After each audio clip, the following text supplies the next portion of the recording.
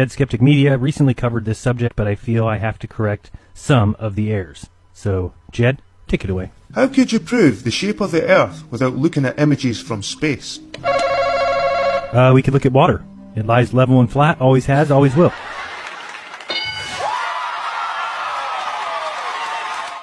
Well, a Greek named Eratosthenes did it 300 years BC.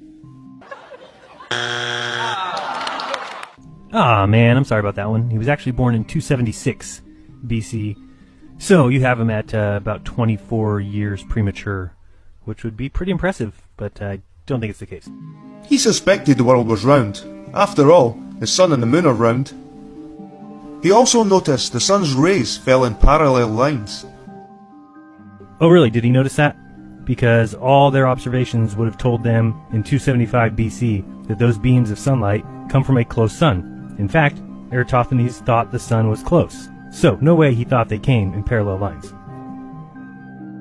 While looking through a scroll one day, he read that at noon, on the longest day of the year, a vertical column cast no shadow in Syene, a city south of Alexandria.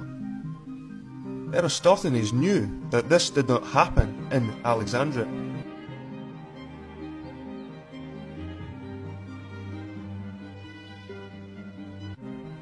He thought to himself, how is it possible to have shadows in Alexandria and not in Syene at the same time of the day? Oh, easy. When you have a small local sun, everything works out exactly the same.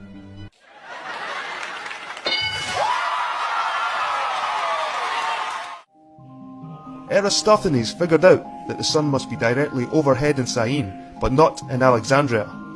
Aha! Here was the proof that the Earth's surface is curved. Wait, what? Here was the proof that the Earth's surface is curved.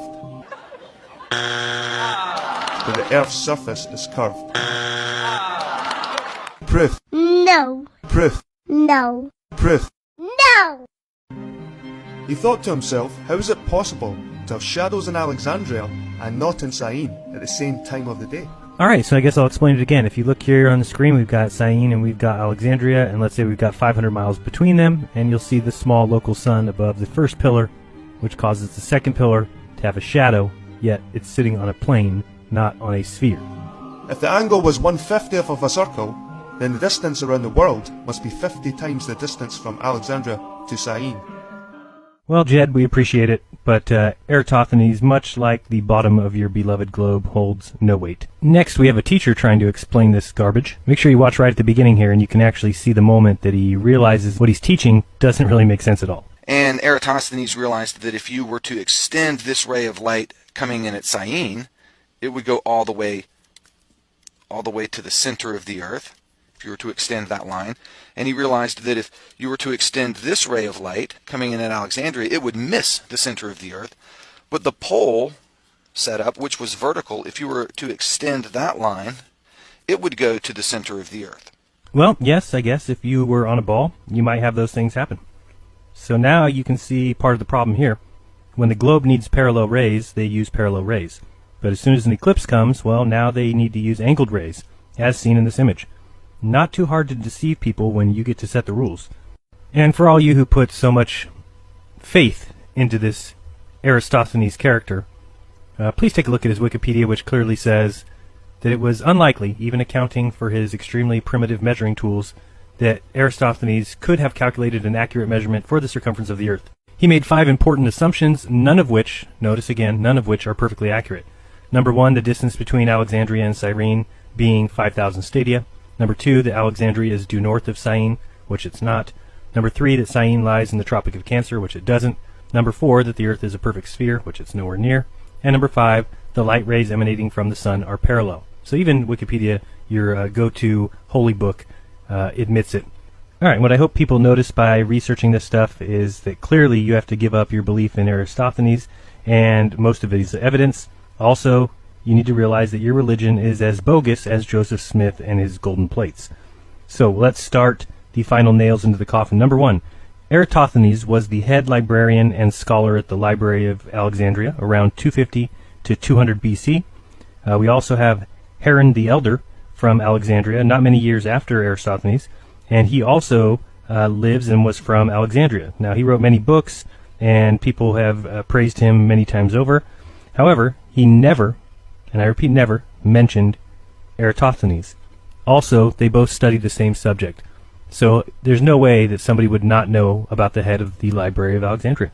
Not when they are studying the same subjects. If you've ever looked into the Earth measurements or anything at that time, you would definitely have come across Eratosthenes, unless, of course, things were written in 1600, and then you're going to have a hard time getting all your P's and Q's and things lined up. So certainly what it seems like happened. All right, we move on to number 2, which was the geography, as Eratosthenes is considered to be the inventor of geography, and he measured Earth's rotundity, yet this is his map. Yep, that's his map, with longitude and latitude as straight boxes. So if anybody was going to draw a map that was representative of reality, since he knew it was a sphere and he knew the size, why do we have this map as the best map he ever produced? Something's fishy there. Now let's move on to number 3. He actually wrote on many topics, including geography, mathematics, philosophy, chronology, literary criticism, grammar, poetry. Unfortunately, there are only tiny little fragments left of his work, so Eratosthenes is nothing more than a myth, a legend. You can add him to the other gods that science worships, like Newton, St. Copernicus, and St. Galileo, and St. Einstein. Alright, so the coffin is almost done. It's almost sealed. We're on to number 4. Have you ever heard of Dio? D-I-O.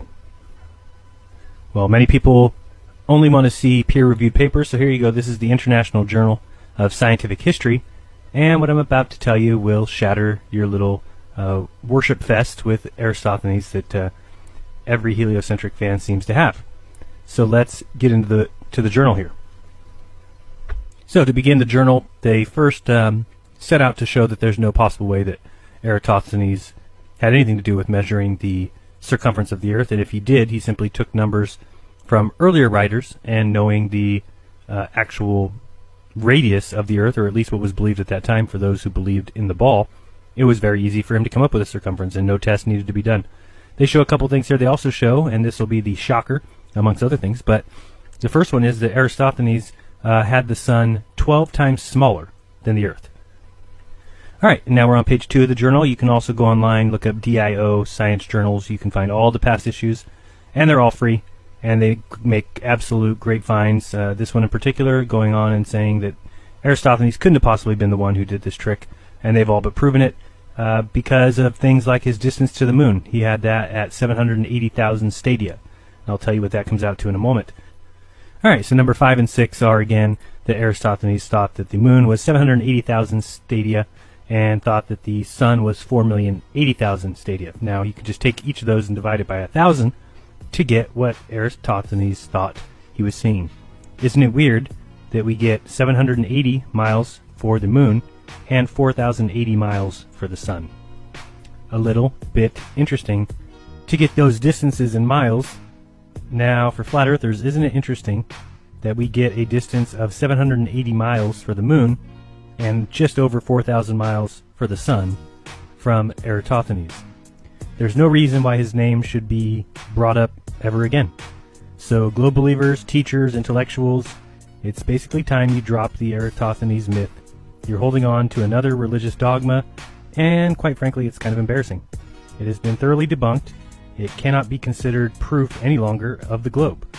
And if for some reason you think that it hasn't been debunked, well, please watch the screen now, because if these events actually happened, if he actually did measure this so-called distance around the Earth with these sticks and the sunlight, well then at the very least, the absolute very least, you would have to admit, as shown here, that a close sun, which is exactly as Flat Earth believes, and a small sun, which is exactly as Flat Earth believes, and a flat Earth, as Flat Earth believes, would yield the same exact results. So the fact that it's brought up continuously is at this point kind of pathetic. So when you say, Aha! Here was the proof that the Earth's surface is curved. you just simply sound silly.